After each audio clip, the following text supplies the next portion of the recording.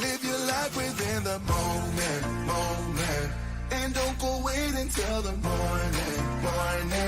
You never know when it is over. All that I know is they'll get older. So let us dance this night away.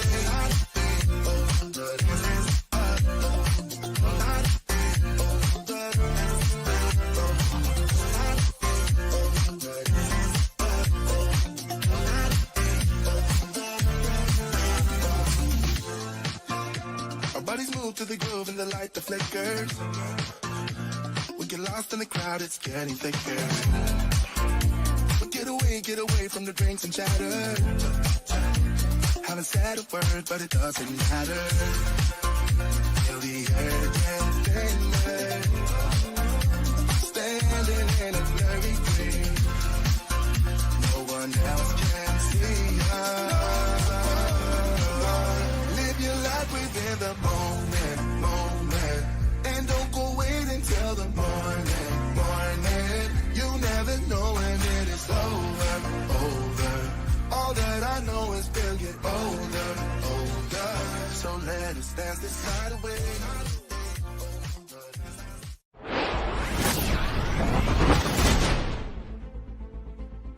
The Road 500.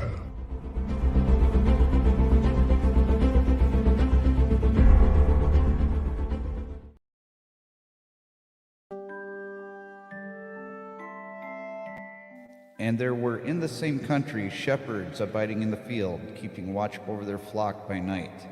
And lo, the angel of the Lord came upon them, and the glory of the Lord shone round about them. And they were sore afraid.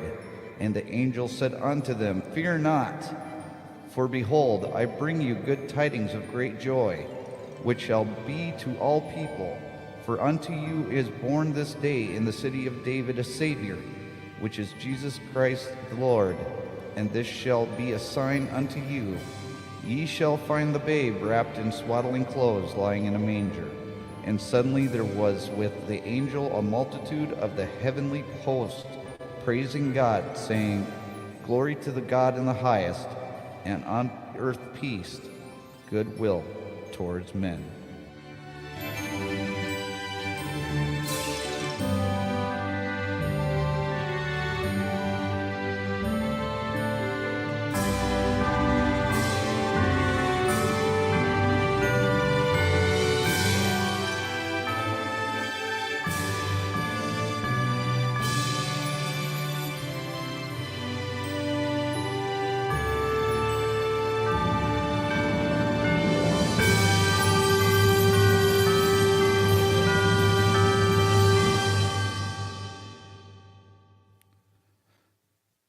Now, over the years, it seems like we have gotten away from the true meaning of Christmas.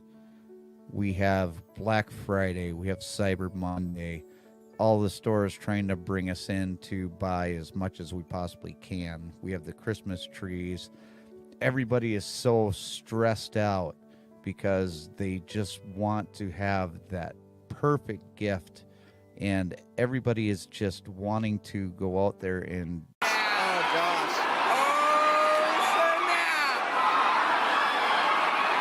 Oh, my God. Driving up the price on just about everything. Popular stores are offering plenty of bargains, trying to entice people to fill up their shopping carts both in-store and online. Participate in the retail part of Christmas. But what we need to do is we need to go way, way back. We need to go back to where this all started. And this all started back with the birth of a baby. We have Mary, who was visited by the angel Gabriel and was given a choice whether or not to accept the fact that she was going to give birth to a baby boy. And she didn't know how Joseph was going to take it. Now, you want to talk about a strong woman. You want to talk about somebody that was truly independent. Mary made that decision without discussing it with anyone. She didn't ask her father. She didn't ask Joseph. She said yes. right there on the spot. If you went out and you got pregnant before you were married, especially in that region of the world, you could be put to death. I mean, could you imagine if you were Joseph and you found out that your fiance went away to her sister's house for 3 months, came back and was pregnant? I mean, can you imagine the absolute anger that Joseph was feeling, how betrayed he felt? And then one night, while Joseph is sleeping, he's visited by an angel in one of his dreams. And the angel says to him, "She will bear a son, and you shall call his name Jesus, for he will save his people from their sins." Joseph gets up the next day and visits Mary and tells her that he believes her. And Mary actually takes him back, and she wasn't like, you didn't believe me before, now you believe me now. No, she took him back, and they made a journey from Galilee to Bethlehem. And that wasn't like walking down the street to your corner Dollar General. That was a hike, and it took months. So that just shows that this is a season of miracles. We have the miracle of the birth of Jesus Christ. We have the miracle of the journey that Mary and Joseph made from Galilee to Bethlehem. We have the miracle of the wise men visiting Jesus in the manger. We have all these miracles, but yet we're all focused on presence. That's where the story begins. And we're going to continue that story with my brother Dave Johnson, who is a pastor over at Bethany Lutheran Church in Norway, Michigan, and Calvary Lutheran in Quinnesec, Michigan. So let's get into the real meaning of Christmas with my brother Dave Johnson. And welcome to the JJDrones program. It's Christmas Day. And we're all celebrating, the birth of Jesus here today. I just want to take the time right now to say hi to Simply Nanette for coming in, and droning veteran Lee Iverson and my mom, Explore with Drew, Ted from Off the Hook Outdoors, and let's see here, we've got One Vision Aerial. Thank you all so much for coming in. And Dominique, thank you so much for bringing in your entire family. I do appreciate it. But we're going to bring in my brother, Dave Johnson, because, he is, one, my brother, and two, the only pastor that I can afford on short notice. So everybody welcome my brother, Dave, to the program. How you doing, Dave? Hanging in there. Like I said earlier. Well, thank you so much. Conversation going on beforehand. So yes, we did have a conversation beforehand because I kind of wanted to let him know what we were doing here, because he was completely unaware of what we were doing, other than the fact that I asked him to come on the show. That's the kind of expert show that I've got going on here. Thank you so much for have on your show right now, right? Exactly. And thank you, New England journalist, for coming in. I appreciate you being here. Thank you so much. So why don't you, you're a pastor, and why don't you give us a little bit of your background? Okay. Well, I'm a pastor, and there you go. Well, I have my undergrad,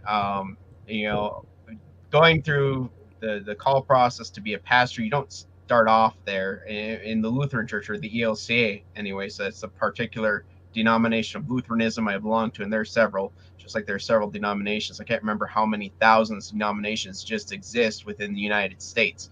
But for our denomination, you have to have a bachelor's degree. And I wasn't going for that to begin with, but I did get my Bachelor of Science, my BS degree in psychology, and my minor in criminal justice. After that, I went off to seminary and did a 4-year master's program and so I have my Master of Divinity degree. So yeah, that's sort of the brief summary is how I got here.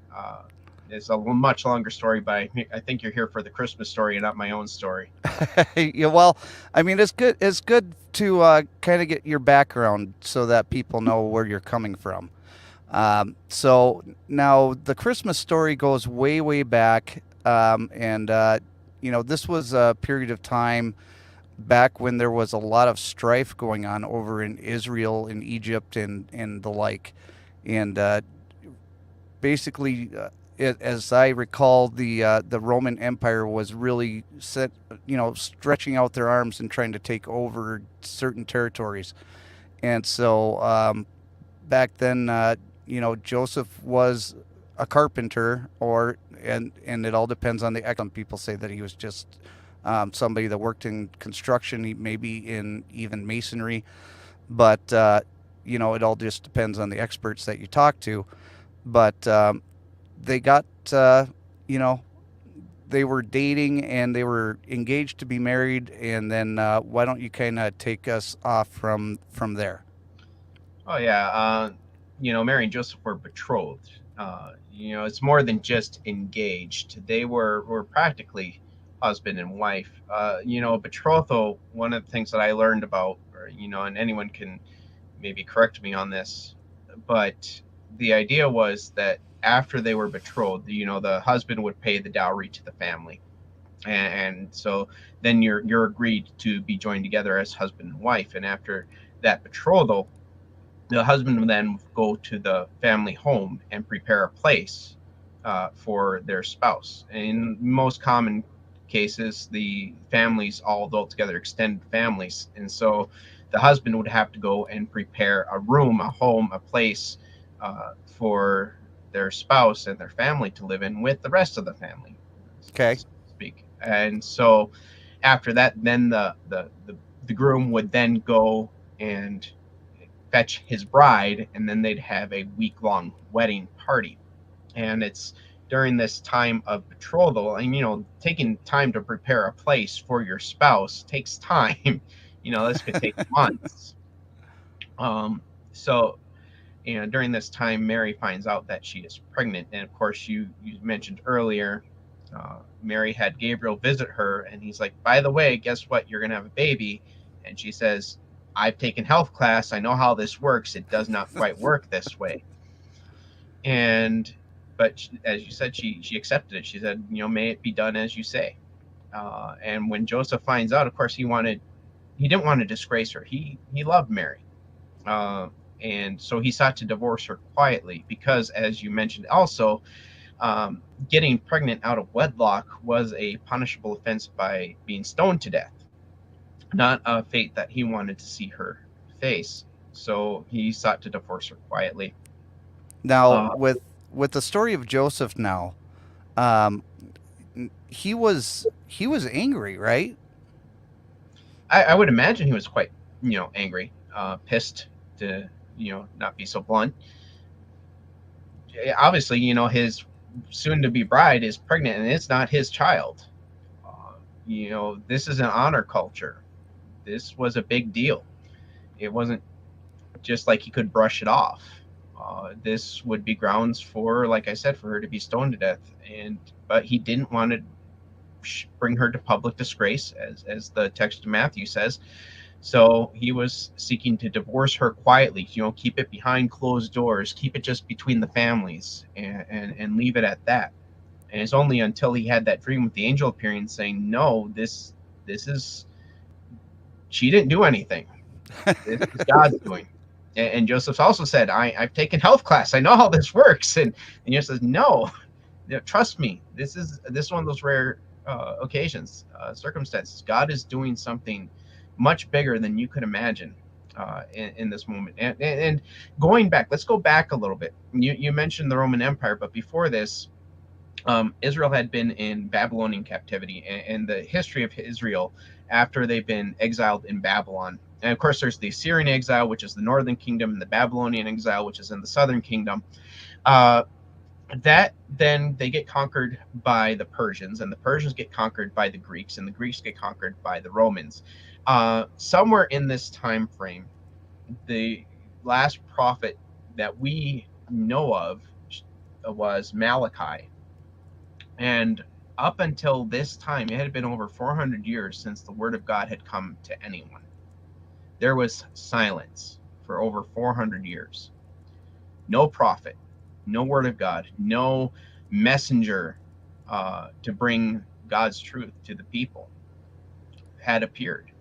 The days of old seemed to have gone by, and God seemed to be completely silent. And now, over 400 years later, is an angel announcing that God is about to do something. Not only that, but to fulfill the prophecies that were made back when the old prophets had spoken. Right. And back then too, they were ruled by Caesar, and they did not like the fact that they had Caesar as basically their king. And they also had King Herod, who was also pretty much a patsy for the Roman Empire. And that guy was, just think of Chairman Mao, Stalin, Hitler. Herod was a bad dude. And so the Jesus coming to life was basically something that was promised by God. And it was a way that it kept people, it gave people hope during the times of all of that strife, right? Well, yeah, they were always looking for the coming Messiah. In fact, at every Seder meal, you would leave a seat open for Elijah to come to announce the coming of the Messiah. So this was a hope for the people for many times. And in fact, still with our Jewish brothers and sisters, they still are waiting for the Messiah. So they still celebrate in that regard. Okay. So Mary got visited by Gabriel, and she pretty much, was told, hey, you're going to have a baby. And she said, sure, why not? Sounds good. Sounds like the thing to do these days. And then goes back to Joseph and says, hey, Joseph, we're going to have a kid. It's not yours, but it's God's. And he got pissed and wanted to divorce her. But then they ended up, going through the whole rigmarole where he got visited by the angel. And we don't know which angel visited him that night in his dream. But we can pretty much just go based off that.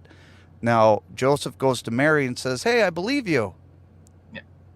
And basically, it says that he took her to be his wife. Right. He went to her and welcomed her into their household. And, that's the account we get in Matthew. And then we have, a whole another account that happens in Luke, which we don't get that whole story of the angel coming to Mary and Joseph wanting to divorce her quietly. We just really get them on their journey to Bethlehem. Okay. Now the journey to Bethlehem. I posted the kilometers. It was like 118 kilometers, and that's just as the crow flies. That's not going around little loops and valleys and stuff there. So it's a hike. Oh yeah, it's a walk. It was quite the demand of the Roman Empire to demand that these people go to their hometowns to get registered, and the whole purpose of registration was so that they could be taxed properly. Right. Yeah. So it was, some people call it a census, some people call it a registration, but basically it's for you to go back to your hometown where you were born.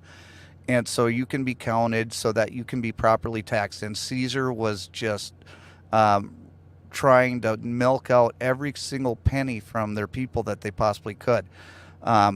So they traveled to Bethlehem. Now the travel from Galilee to Bethlehem, that wasn't an easy journey. There was a whole bunch of stuff that could have happened to him along the way. There were people that could have, killed them or robbed them or done a whole bunch of bad things to them on their way. Isn't that right? Yeah. But at the same time, it was very common for people to travel in packs just for that reason. You didn't travel by yourself. You didn't want, it's like not going down an alleyway in the middle of the night. Right. You wanted to make sure you're protected, especially when you're going with a very pregnant woman on such a long trek. So they were most likely with a group of people, almost like a caravan. Okay. So at least there was, safety in numbers. So to Right. speak. And so I mean, is there any text that talks about the journey from Galilee to Bethlehem that, describes the trip? It's all just simply speculation. There is no biblical text. There's no historical record that we have. There's nothing that really alludes to the trip from Galilee down to Bethlehem, because that's not the main focus of the gospel writers. The gospel writers are really focused on Jesus and the purpose that Jesus has in all four of the gospels. Okay. When you look at the focus, Mark looks not even at the birth narrative. He says the most important aspect of Jesus is his ministry. Matthew, he says the most important aspect of Jesus is his descendant back to the line of David. And Luke, his aspect is, Jesus being born affects the entire world. In fact, all of humanity, going back to Adam. And John is very interesting. I love the Gospel of John, but he takes definitely a different route. Now, I've studied up for this so that I can try and go toe to toe with you. But Okay. I mean, I'm obviously not as learned on this stuff as you are. But from what I have studied, as far as them going to the inn, it wasn't necessarily an inn. They actually went to a friend's house, and this is from various other experts that have studied this in their field.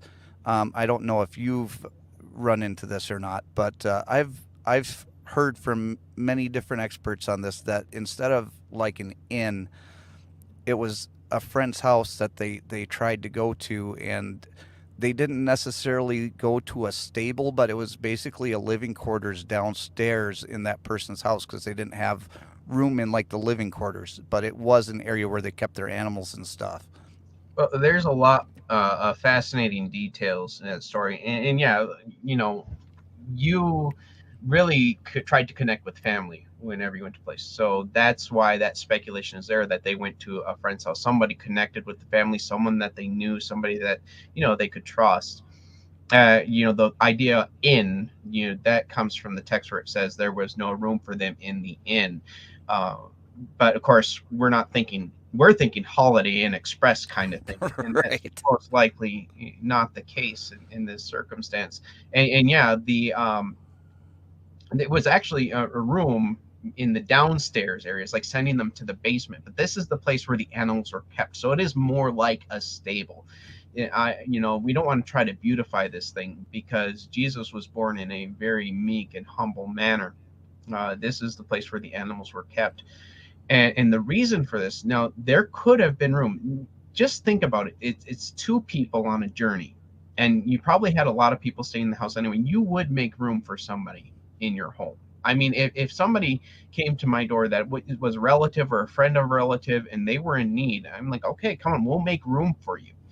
And part of the reason why there was no room, and this is again speculation, is in Jewish culture, well, just in any culture, having a baby is really messy.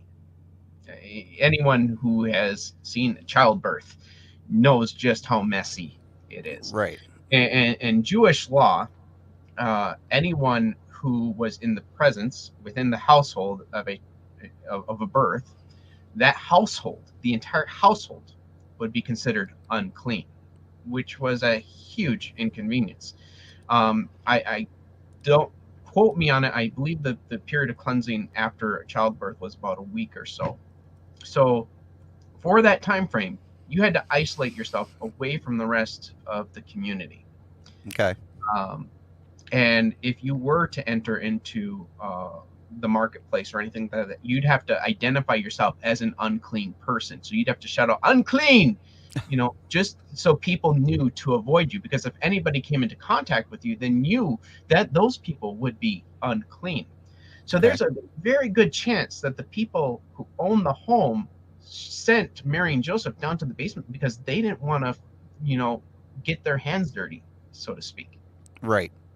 Now, back then, they did have areas where you could go to give birth to a child. They did have cesarean sections. They had They had, many different medical technologies that we have today. But this is happening within an area where there's just absolute viruses and, fecal matter and, diseases and stuff that could easily have gotten into, the baby Jesus when he's born. We're talking about an area where there's a whole bunch of animals laying around.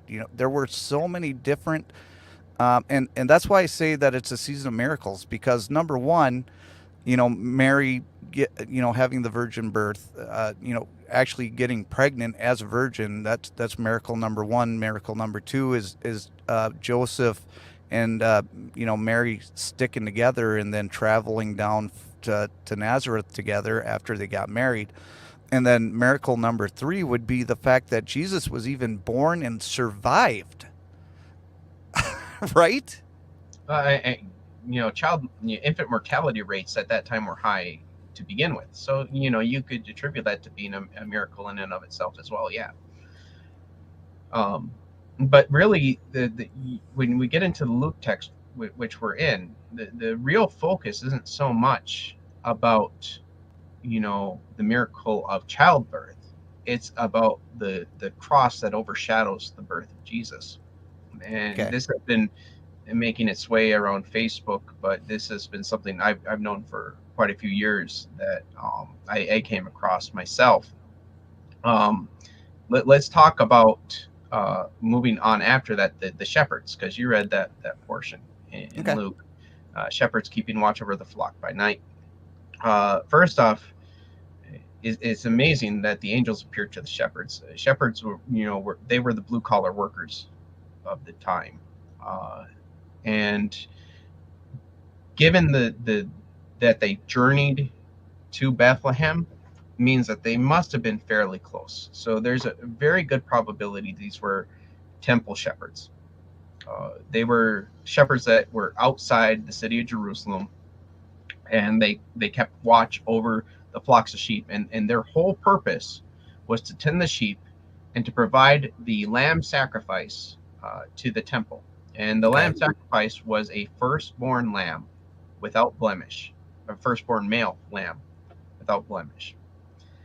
And what they would do with that sheep is they would wrap it in swaddling cloth, and they would lie it in a manger to protect it, to keep it safe so that it would not get damaged or harmed. And so all of a sudden you have this multitude of angels coming to these shepherds saying, you're going to find a baby wrapped just like that.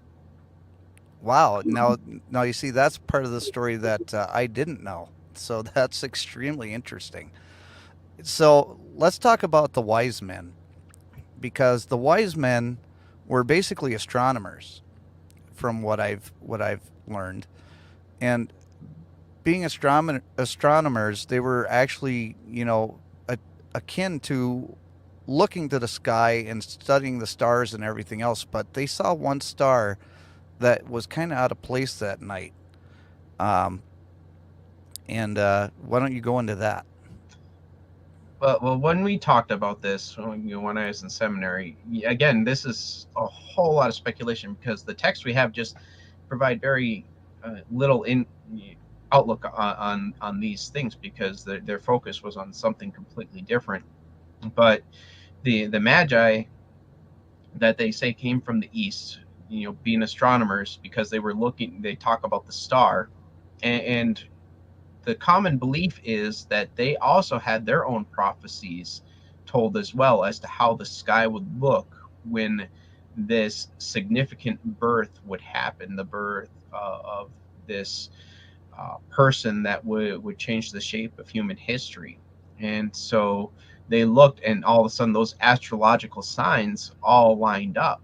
And so they were the ones that followed that. And when they talk about the star they followed that star over to the place where the baby lay. Nobody else noticed that. I mean, anybody else would say, oh, there's a giant star beaming light down on where the baby Jesus is. Let's go see what the heck is going on here. I mean, how many times are you driving by and you see searchlights up in the sky? You're like, oh, I wonder what that is. Where is that coming from? And then people go and investigate. But no, there wasn't anything like that. There were just these magi, and we don't know how many in this group that were there, but it was just a few that came and made this journey and this trek. So they obviously saw something in the sky that no one else saw. Okay, now there's a part where King Herod, I don't remember who he called out. What was it the Magi that King Herod Yeah. called in? Yeah, Okay. well, the Magi were traveling, and they, when you're looking for a very prominent person, when you're looking for a significant birth, you're going to expect to find them in a palace. You're not going to expect to find them. And at this point, it says Jesus was a young boy. This is past infancy. It took them quite a while to get there. And when they do show up, they find them at the place where Mary and Joseph were staying in Bethlehem. They were no longer in the stable. They had a place, a home to stay in for the Right. time being. But so they go to the palace first to search for this child, because that's where you find people of prominence, people who affect society. This is where you start. And so they went to Herod asking, where is this child? And Herod, he was not happy about that at all, because he was, as far as I recall, he was like, "You're looking for the King of the Jews. Am I not the King of the Jews?"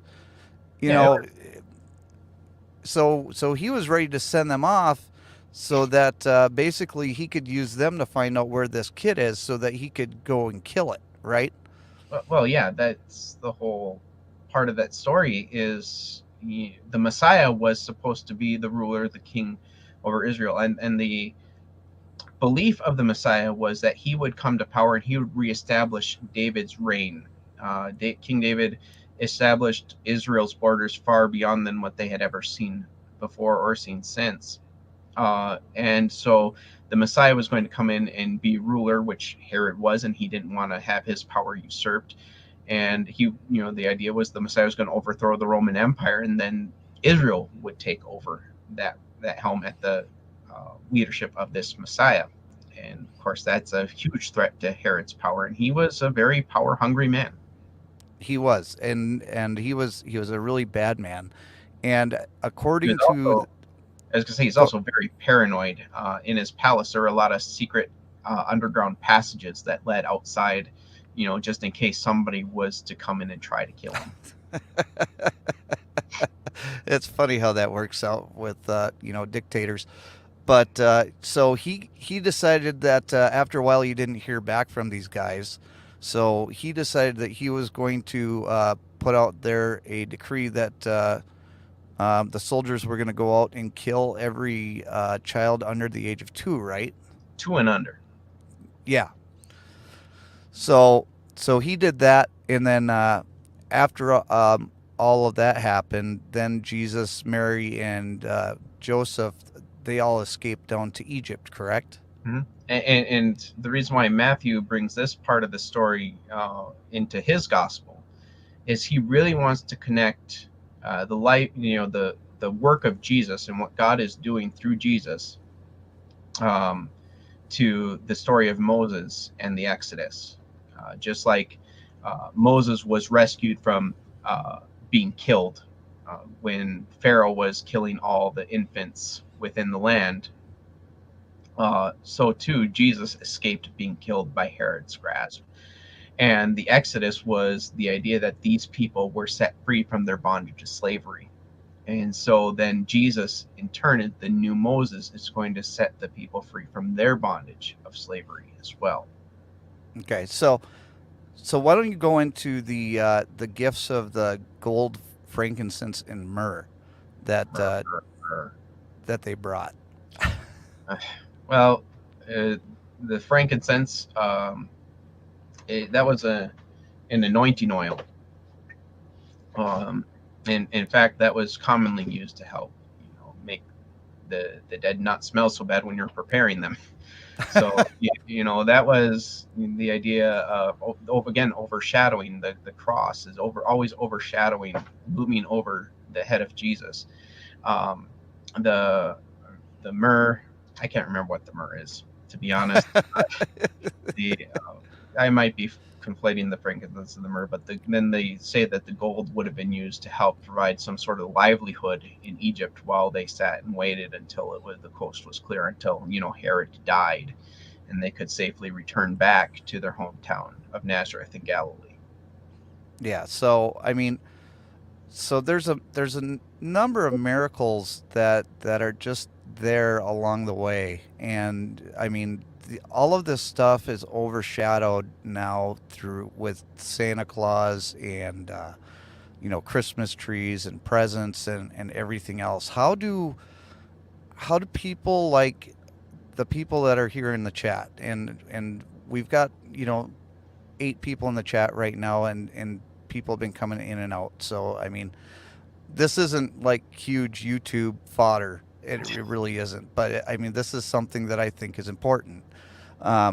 So how does somebody continue to remember the miracles, the reason for the season, other than presents and Christmas trees and all of the stuff that doesn't really matter, because all that stuff is secondary, because without the birth of Jesus Christ, we wouldn't even be having a Christmas.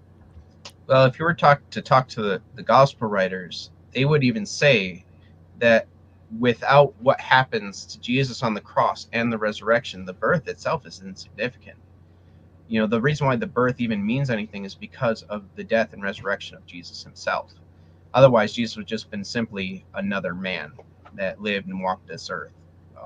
That would have gone down without any sort of recognition in history books whatsoever. And the interesting thing is, the things that we have to represent Christmas, the gifts, the Christmas tree, all are supposed to represent the overshadowing of the cross and the life that Jesus would give for each and every one of us. So the gift, Jesus being the gift of God to us, the tree representing the tree, the cross in which Jesus would hang upon. And even it is attributed to Martin Luther to start putting lights on the tree. In fact, there's nothing like a drunken German to decide, hey, what's a good idea? Let's throw some fire on this dried out Christmas tree and make it look pretty. But that was to signify that Jesus, being the light of the world, would then hang on that tree itself. So everything, the gospel writers, the traditions that we have, were all meant to signify that the cross would always overshadow the birth. Okay. So that doesn't answer my question, but well, I don't want to, I don't want to take away the things that we have as part of our tradition, but they should be a refocusing on what they're supposed to mean. Right. Yeah. And the one thing that drives me nuts is when you see the people on the Black Friday, and we don't really have that much anymore because everybody does their shopping online, but just going into debt because you want to get somebody that perfect present, or doing things that don't really matter. I mean, I remember back when I didn't even have a place to live, and we gave oranges for Christmas presents because that's what we could afford, and I've never really been able to afford like really expensive gifts, but I've always tried to do my best to give what I can, because it is the season of giving, right? That's what we're told, and but every day should be a day of giving. We're asked to serve one another as Christ has loved us, right? Yeah. And so every day should be basically a season of giving. This is just kind of like a highlight of it, but for people to go out there and stress out about it and knock people down because they want to get the best deal on a TV, that's not what the season's about. And I just would like to be able to refocus and be able to almost humanize the story, because the story of Jesus being born is a human story, right? Yeah. And it's more than human story, though. It's about God telling people that they're not forgotten, that they matter, that he's going to rescue them. He hasn't given up on them. Right. You know, there's so many people in this world that really need to hear that there's a God out there, that someone out there is not going to give up on them, that is willing to give absolutely everything for them to be able to give them life. And you know, that's the whole purpose of our giving. That's what it should be. It's about giving life to other people. It shouldn't be about the cost. It shouldn't be about the money. It's about giving life to one another, because Christ came to give us life and to give it abundantly. And we are then to in turn do the same thing, give life and give it abundantly to others. Not only life, but hope, right? Well, in life, there is hope. Life, light, hope, they all tie into one another. You can't have one without the other. When people seek to end their life, it's because there is no longer any hope. There's no Right. longer any light. So, I mean, so like you said, there are a lot of people out there that, especially around the holidays, that get into a deep depression because they've lost hope, and they've lost. They don't think that they're worth anything, and I think you nailed it. I think you nailed it right on the head when you said that there are people out there that need that hope, and you know, Pastor Dave here, he's my brother, and I love him to death. And I know that if there was anybody out there that ever needed somebody to turn to because you know, they felt like they were going to end their life, he would be a resource to turn to, because he is a great man, and you know, really cares about others, and that's part of what he does. But if you're out there and you're not feeling like you matter, and you don't feel like you have hope, there is a place to turn to, that you can turn to God, and you can go to, you know, the story of Jesus's birth, and you can see all of the miracles that happen along the way, because that is what can give you hope, you know, living with God and Jesus in your life. And you know, I honestly think that people need more of that than they are a lot of the things that they turn to nowadays. Yeah, all the other things are just trying to fill a void that can never be filled. I do have a couple of questions for you from the chat that I've saved. Yeah, go for it. Explore with Drew asks, Dave, do you know any Lutheran pastors that are from northern Alberta, Canada, and fly into remote communities? I wish I did, but no, I do not. No, sorry. And then from One Vision Ariel, we got, I've always wanted to ask a pastor if they've ever traveled to any locations like Abraham's tomb. Being on the grounds and in the tombs was just surreal. You know, I really wish. There have been several opportunities I've had to be able to participate in travels to the Holy Land. Just unfortunately, you know, cost prohibitive is what they are. I would absolutely love to go if I ever get the opportunity and am able to afford it. That is one of my bucket list items to do. And Dave's got you know, multiple children that he needs to take care of as well. Yeah, we got quite the crew. He's got quite the crew. And so if you think that you're seeing double right now, you're not. You know, he looks just as, you know, ugly as I do. So, you know. I'm the better looking one, but you know. Give it a couple of years, brother. Yeah, I got age on my side, old man. That is very true. But you know, I'm not going to keep you, because I know that you've got things that you want to do. If anybody else has any questions in the chat, let me know. Otherwise, we're going to let Dave go, and then we'll finish out this video. But I do really appreciate you coming on. Yeah, thanks for having me, Jason. And you know, I would like to have you on again, because number one, I think that you're a good resource as far as, you know, Christianity goes. But for number two, I mean, you're much more entertaining than I am. Hang on just 1 second. I did forget to do one thing. Hang on.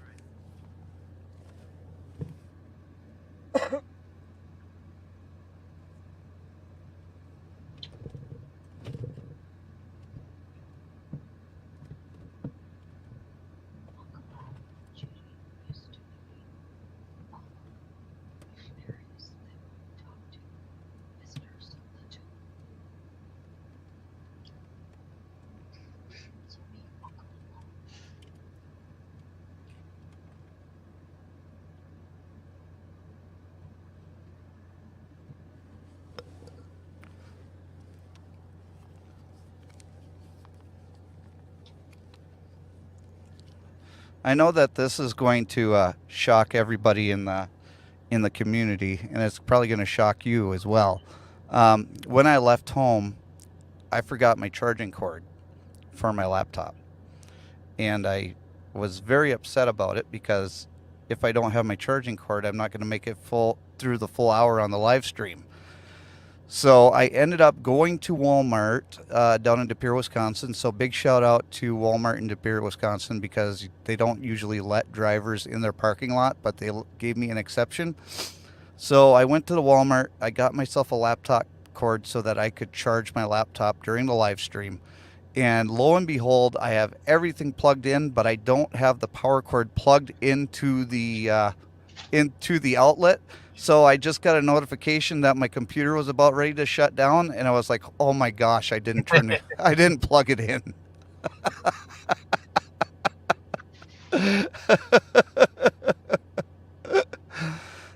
Let's see. Ted asked, "Dave, can you pray for me? I'm taking the kids to Florida tomorrow." Yes, definitely. Oh, I don't know if it's whether to pray for safe travels or to pray to avoid Florida man, but I'll do both. One Vision Ariel says, "True, I could see that Persia in biblical days is what we know today as Baghdad, Iraq. So your safety would definitely be top priority as it's a dangerous place." Yes, it is. Let's see here. Drew says, "Take care, Dave. Pleasure." And One Vision Ariel says, "Thanks for joining us, Dave. Pleasure to meet you." Well, kinda. Pleasure to meet you too, One Vision. But honestly, especially at Easter, let's plan on doing another one of these. We can Sure, talk why about not? the Easter story because, you're the one that brought it up. Yeah. Well, everything is about Easter. All the Gospels are all about Easter. Even Luke, when we talk about the Luke story, it comes to the very conclusion where Jesus says, "Don't you understand that it is necessary that this was all supposed to happen?" Right. Yeah. And you know what? And I appreciate everybody that is here in the chat right now because, like I said with Dave earlier, Definitely praying for you. This is definitely not. This is basically, YouTube suicide. They're gonna, completely. They're gonna completely, throttle this video. So definitely, if you get a chance, share this video out because if you don't share it out, YouTube's not going to. And Dave, thank you so much. You're a wealth of knowledge, and I love you. And Merry Christmas to you and all the kids. And JoJo is not JoJo. I don't know who she is. Just let her know that I said that. I'll let her know that.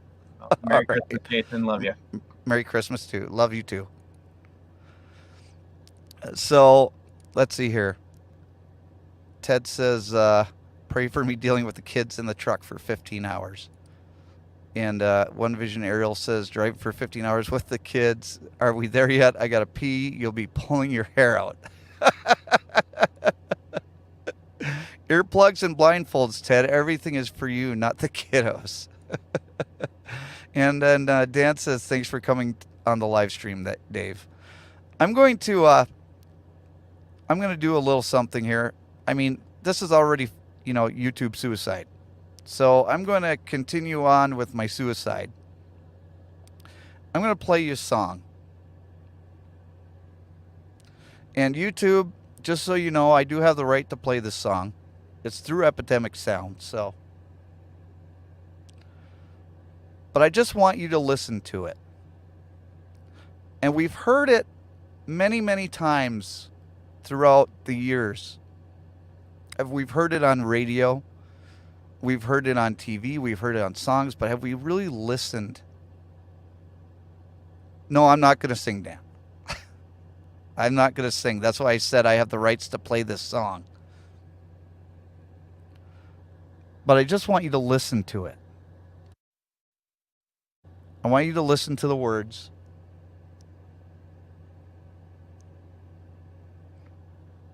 Because this is what Christmas. Well, yeah, Dan was going to be my musical guest, but his agent is too expensive. I've got Epidemic Sound, and I pay for that, and it's a lot cheaper than Dan singing. But listen to the song. listen to the words, because that is what we've been talking about today.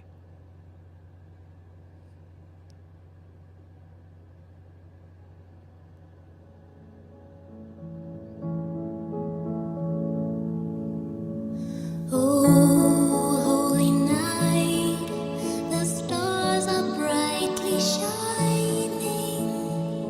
It is the night of the dear Savior's birth.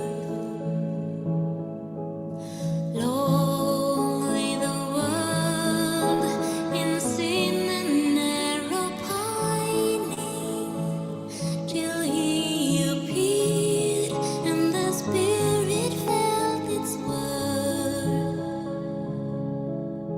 A thrill of hope, the weary world rejoices, for yonder breaks a new and glorious morn. Fall on your knees. Oh, hear the angel voices on night divine,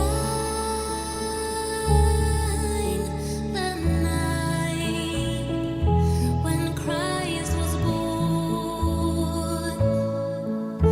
Oh, night, oh, holy night. All night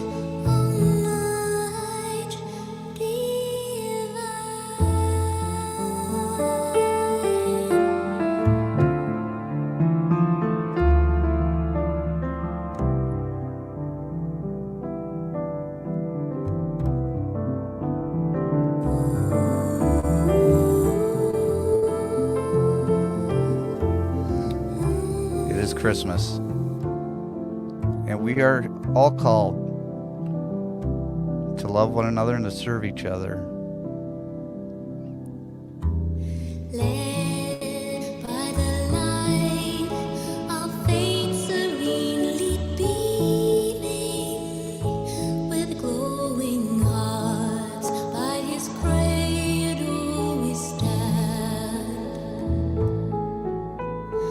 O'er the world a star is sweetly gleaming. Now come the wise men from out of the Orient land. The King of the kings labours lowly manger in all our trials, born to be our friends. He knows our need. Our weakness is no stranger. Behold your King, before him lowly bend. Behold your King,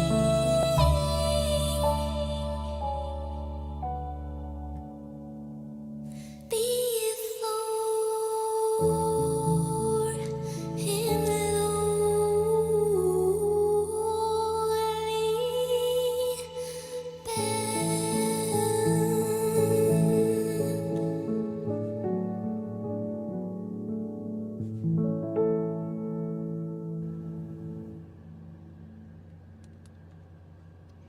I really wanted to do this live stream because I wanted to bring the message of Christmas to everyone. I wanted to bring it to YouTube because I don't think there's enough people out there that do this. But I think that it could be a movement. It could be something that people could do year after year to basically help remind us that this was a holy night. This was a divine night. This was a night that was given to us. It was promised to us by God to give us hope. It was to give us peace. And all this came down to the birth of a baby in a manger.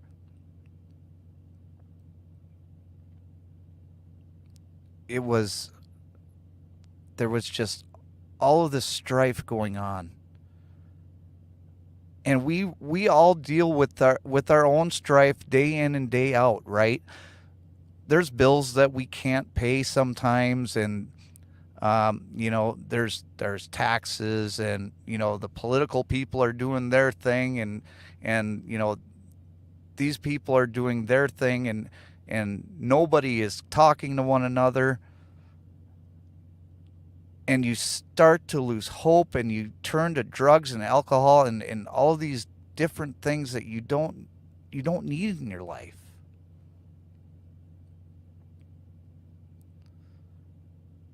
But God was there to give you hope, and He's still there to give you hope. And that's what Christmas is all about. It's a season of hope. It's a season of giving. It's a season that every single one of us can turn to the baby Jesus, because He was born to give us hope, because 33 years later, as my dad said, He died on a cross for us. So I'm hoping to bring Davey back for Easter, and I'm hoping to bring Dave back for other times too, not just for Easter. But I mean, he's a great guest. He's very knowledgeable. I'm proud of him. I'm proud of him that he's my brother. And I love him, and I love all of his kids and his wife. And